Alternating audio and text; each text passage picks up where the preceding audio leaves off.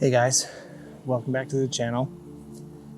This is our Halloween episode. We are coming to you from somewhere in the middle of my backyard. With it being the Halloween episode, in addition to doing our weekly target, I thought that I would regale you with a fireside ghost story. Hopefully we don't I don't creep myself out in the middle of this, but hey, I'm at my house, what could go wrong, right? I've got this all typed up. When I tell the story, I get all cattywampus and excited and get all mixed up and have to jump back and forth, so you'll have to bear with me on the papers. It's just to keep me on track so that I don't ramble on for 3 hours. We'll start out with the following. I know most people do not believe in the paranormal. I do, plain and simple. However, when confronted with a paranormal event, scenario, what have you, I'm always skeptical at first, but I always have an open mind. Especially when dealing with the unexplainable. Having said that, the stories I'm going to tell tonight are true. They're harmless, and they are my personal experiences, or somebody within my family involved in the same storyline.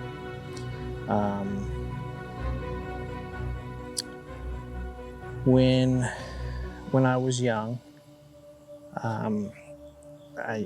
I was very sensitive to odd situations. Call it a sixth sense if you must, but it was always the same. It was either a force grabbing onto my shoulders and pulling me out of a situation, or on the back of my shoulders pushing me out. Call it a early warning system. Sadly, as time progresses and you get older, generally the sensitivity to the paranormal dissipates.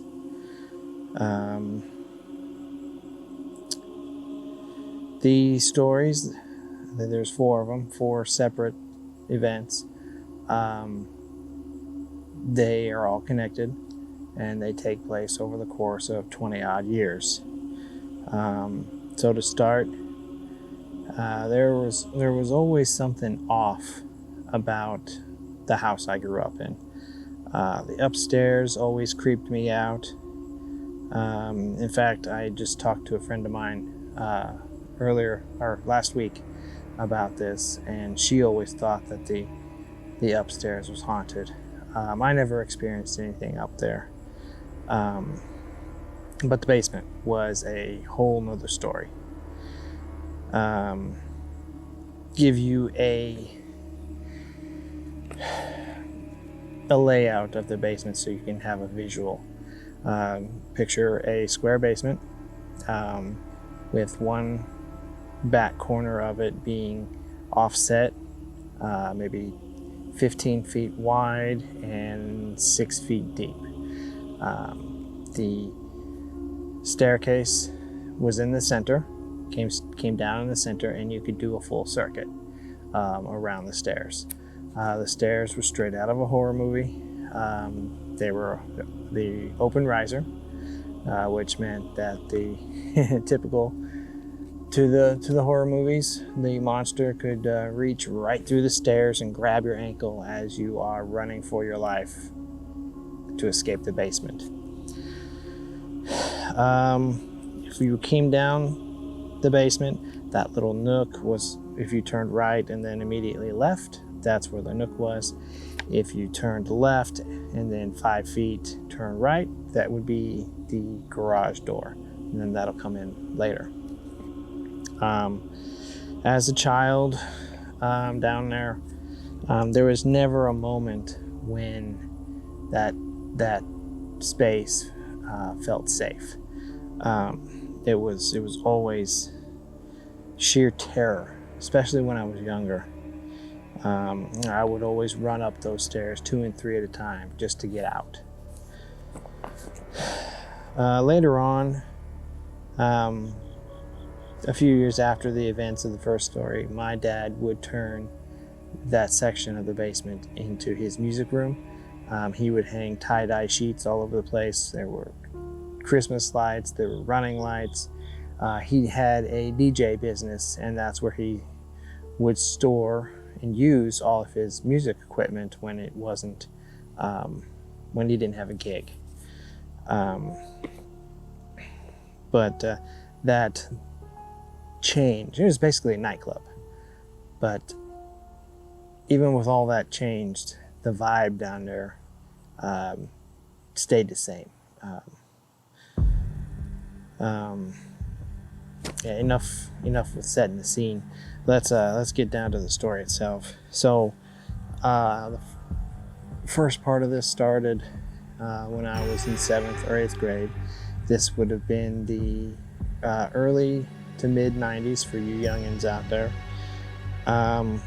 My parents decided to throw a neighborhood Christmas party, and my dad had asked me to go down into the garage and get one of those big bottles of glass bottles of apple cider out of the refrigerator in the garage. I went down to get it, no problem. Looking back on it now though, the lack of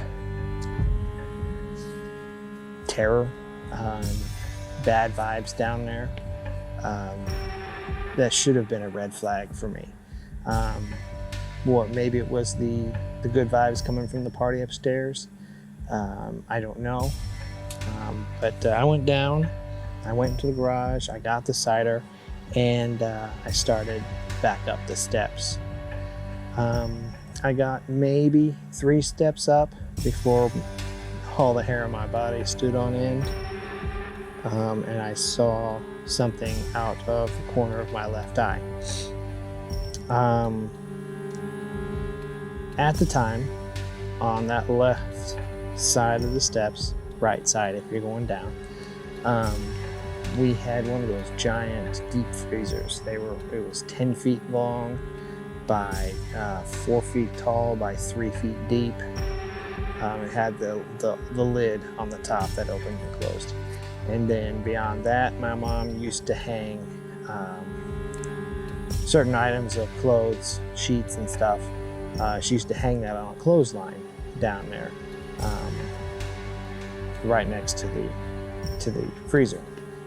So in our biology, when you see movement out of the corner of your eye, your body naturally turns toward it.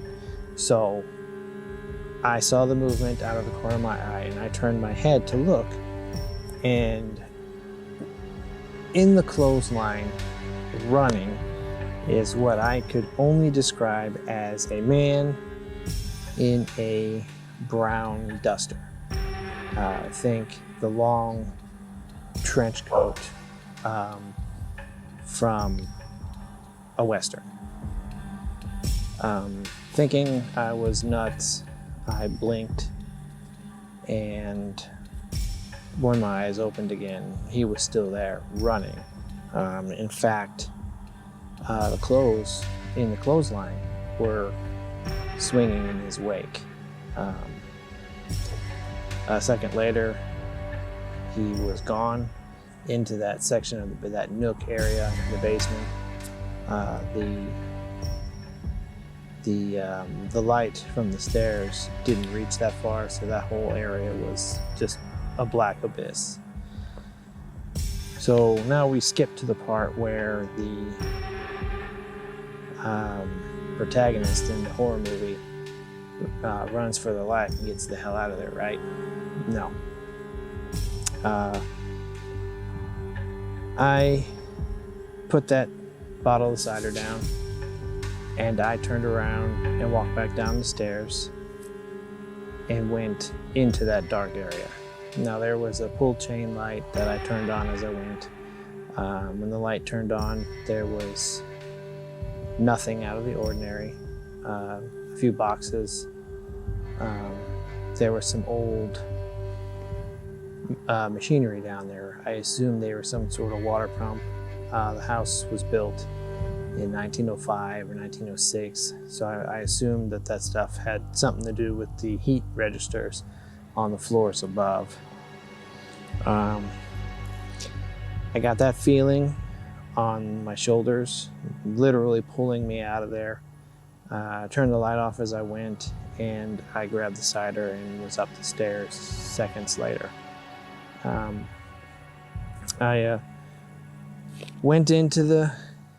went back up into the kitchen, put the cider down, and told my dad, who was in the kitchen with another neighbor, that I had seen somebody down there. You know, parents being parents, they don't believe you, but to save face with the neighbor, he went down to look. He wasn't down there very long, and he came back up saying there was nothing there.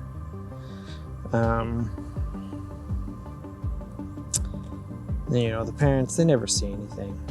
You know, the kids are always made out to be crazy. They're just seeing stuff. Sometimes I wonder if the parents really do see stuff, and they just don't say. I never really told my siblings that story, not until much later, when they were a lot older, because they were really young at the time. My dad, he loved to tease me about that. He'd always ask me if I'd seen the cowboy recently. But you know, when I look back on it, all I remember is the coat, the brown, long trench coat. I don't remember if he had a hat on. I don't remember what his face looked like, or even if he had a head. So we fast forward 10 or 12 years. I've been out of the house for a while, either high school. I went away to high school, either high school or college. My youngest brother, is having one of those. The parents are out of town. Let's have a party, high school party, right? He's down there with a few friends. They're playing poker in the basement around one of those giant wire spools my dad had for some reason. When they were dealing cards, my brother looked up and he saw this man standing behind two of his friends. Obviously, he was shocked. He thought, did somebody break in? So he's like, who the fuck are you? And the friends turned around, not knowing what my brother was talking about, and they turned and looked up behind them, and here's this man standing between them. My brother remembered him looking surprised, like, oh shit, these people can see me. Before anybody could say or do anything else, he had turned and was running away back toward the back of the basement and around the back side of the steps. The two friends, they took off after him, and my brother took off the other way to cut him off. There's 3 ways out of the basement. You can go up the stairs through the house, you can go out the garage, and there is a 3rd door in the direction that this man ran. This door, the handle didn't work, so you could grab the doorknob and just pull and the door would open. So to keep it secure, my dad had all sorts of bolt locks and a padlock on it, and he had the only key. So my brother knew that that door was secure. There was no way anybody had gotten through it. So he went to cut him off from the other two exits. My brother cleared the stairs first because he had the shortest distance to run, and met his friends on the other side. The man was nowhere to be found. He had vanished assumingly as soon as he had gone around the corner of the back of the steps.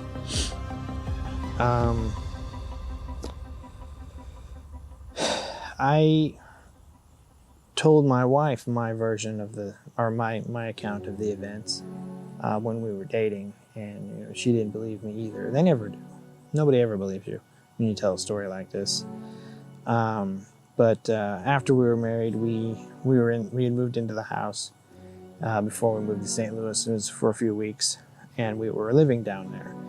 After my dad had stopped doing the DJing service, that room still stayed as a basement apartment, more or less. It still had all the tie-dye stuff, had all the lights still, but now there was a bed, a TV, a couch, and my computer desk was there. Some of you old-timers will know this. The old VCRs, if you didn't set the clock on it, it would constantly flash 12 a.m. So that light would flash on those. The tie-dye that my dad had hung across the opening to that nook area. Why he separated that part of the basement, I don't know. But it would illuminate those sheets. So my wife and I were sleeping, and she sat bolt upright in bed one night, grabbing my arm, telling me that there was a man in the basement. Obviously, I didn't see it. By the time I woke up, even if it had been a robber, there'd have been plenty of time for him to get out of there. So I asked her what she saw, and she said that she couldn't sleep and was staring at the sheets as the light would turn on and off. And then suddenly she began to see a shadow of a man standing on the inside of the sheets, being backlit by when the light would illuminate the sheets. So obviously after that night, she believed my story.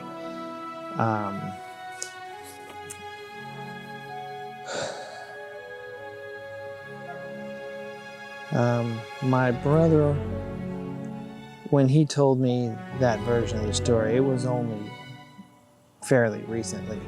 I was intrigued by his story, but I couldn't help but wonder if he was just, riding on my coattails. Maybe I had told that story and he was just trying to get a piece of it. But when I asked him what the guy looked like, he said he couldn't remember much about him except for the brown coat. That, just like with me, that part of the story just stands out. The story ends a few years later. My parents were selling the house, and they had retired, and they were moving to their country property that they had always wanted. I was there to help them move some of the last of the stuff out. I thought it would be a great idea to go down into the basement and confront this entity one last time. It was daytime, probably around 3 o'clock in the afternoon. And the basement was completely empty. I had never seen it like that before. It was clean and strangely peaceful. The red flag. My parents had bought that house in the early 80s. So I would have been 3 or 4, if that. So I don't remember ever seeing the house empty before. A Baptist minister had bought the house, and I thought it would be a good idea to go and taunt this guy about that. So I went down there, I stood in the middle of the open basement, and I said, hey, a Baptist preacher owns this house now. You better behave yourself. And I've never known a place to become more uninviting so quickly in my life. I know the sun didn't disappear and the windows didn't frost over with ice like it does in the movies, but that's what it felt like. I swear it was like a man, or not a man, but something ran up on me and just started screaming in my face. The vibe down there could not have been more negative. Needless to say, I got the hell out of there. That was the last time I was ever in that basement. But this entity had one more trick to play before I left that house for good. The main floor was actually all three, the basement, main floor, second story. They were all circuits based on the center stairs. So the main floor had the stairs going upstairs to the second floor in the center. You had the family room. You walked down a hall where the stairs were. Then you had a living room, a dining room, and then the kitchen, and then it comes back to the family room. To get from the family room to the kitchen, there was a little alcove, vestibule, whatever you want to call it, that had two doors. The one on the left was a closet, coat closet, and the door straight ahead was the door to the basement. And then you turn right, there's no door, you just walk into the kitchen. So my dad was walking into the kitchen, and I was maybe 3 or 4 feet behind him. We had done the final walkthrough and we were leaving. This was the final walk through the house. He was standing and walking through the middle of that alcove, vestibule, and I heard footsteps coming up the stairs. Now, I know that sound. I've heard that sound so many times growing up when my dad would be coming up the stairs out of the basement after doing his music and stuff. So it's always the same. Doesn't matter who was walking, it was always the same. You'd start hearing it when they were 3/4 of the way up. You would hear 2 steps on the landing, and then you would hear 2 steps. There are only 2 steps to the door, and then you grab the doorknob and open it. So I heard that sequence of footsteps, and I stopped, thinking, oh, maybe my brother showed up late to help us move stuff. I didn't want to get hit in the face with the door. So I stood there for a good 30 seconds without moving, thinking the door was going to open. Now my dad, who had already gone in the kitchen, noticed that I didn't follow him, so he turned around and came back and said, hey, what's going on? I looked at him and I said, you can't tell me you didn't hear that. And he had a funny look on his face, and he just said, hear what? And he turned around and he left the house. As he was leaving, I stepped forward and I grabbed that doorknob and I ripped that door open. Of course, there's nobody there, just the dark stairs going down. There's no way in hell he didn't hear that footsteps on those stairs. I was 6 feet from the door and I heard those footsteps. He was right in front of the door. There's no way.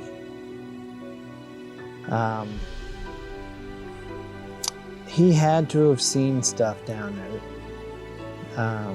Given all the time he spent down there. I mean, even where he lives now. But he has that stone facade that nothing can break. Sometimes I envy that. I wish I could be like that.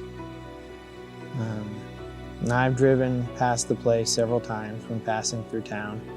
And I wonder if any of the subsequent owners have had any dealings with this guy.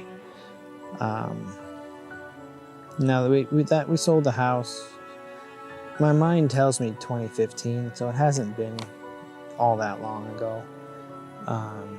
But when I was doing research for this, I noticed that the house had been sold 4 times since then. And then that friend of mine, she told me that the house was up for sale again. So that's 5 times since we moved out, and we were there for 30 years. There's been a lot of remodeling done in there since we left. So, you know, they say that kind of stuff stirs up the spirits. So perhaps that's why it's been passed hand to hand so many times since we left. I couldn't tell you. But that's the end of this story.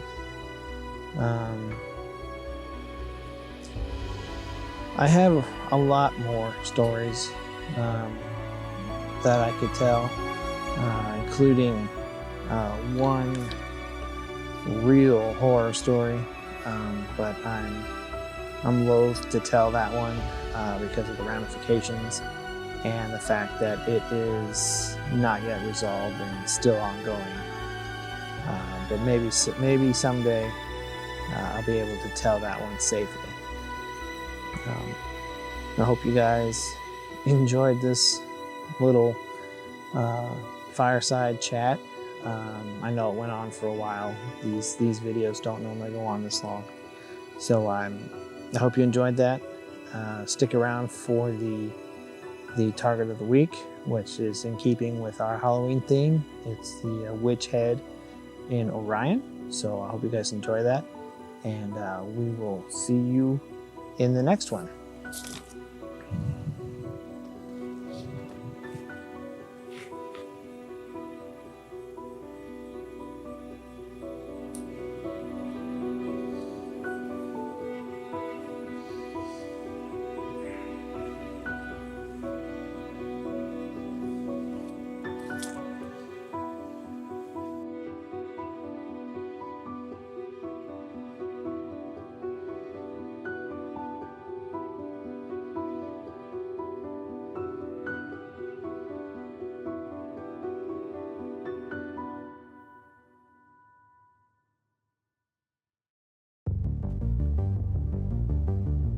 Fitting with our theme this week, we take a look at one of the hardest objects to view. The Witch Head Nebula, a 50 light-year wide cloud of dust and starlight, shaped uncannily like a witch's profile. Is it a trick of our eyes or something deeper? Officially, IC 2118, the Witch Head, drifts about 900 light-years away near Orion's blue star Rigel. Its hook nose and jagged grin are pure pareidolia, the human habit of seeing faces in random patterns. But that's part of its charm. Science gives us numbers, imagination gives us meaning. The Witch Head doesn't shine by itself. It is a reflection nebula. Rigel's intense light bounces off its dust, scattering blue light more than red. It's the same physics that makes the Earth's sky blue, only on a cosmic scale. Those wisps of dust are more than decoration. They're the raw ingredients of stars and planets. Carbon, silicates, ice. The Witch Head may not be forming many stars now, but it's a relic of earlier stellar nurseries. A reminder that even ghostly clouds play a role in the life cycle of the universe. Why call it the Witch Head? Because humans can't help but tell stories about the night sky. Catalog numbers just don't stir the heart. But a witch haunting Orion's side sparks both curiosity and a chill. Science explains the glow, myth gives it soul. The nebula is faint, too faint for the naked eye or most telescopes, but with long exposure astrophotography, hours of starlight stacked together to reveal her face. Ghostly blue stretched across space. A phantom captured by patience and technology. So next time you see Orion, look toward Rigel. Out there, the Witch Head smiles, a cosmic ghost reminding us that the universe is both science and story. Thanks for watching Dark Skies. Don't forget to like, subscribe, and share the wonder. Until next time, keep looking up, stay curious, and thanks for watching.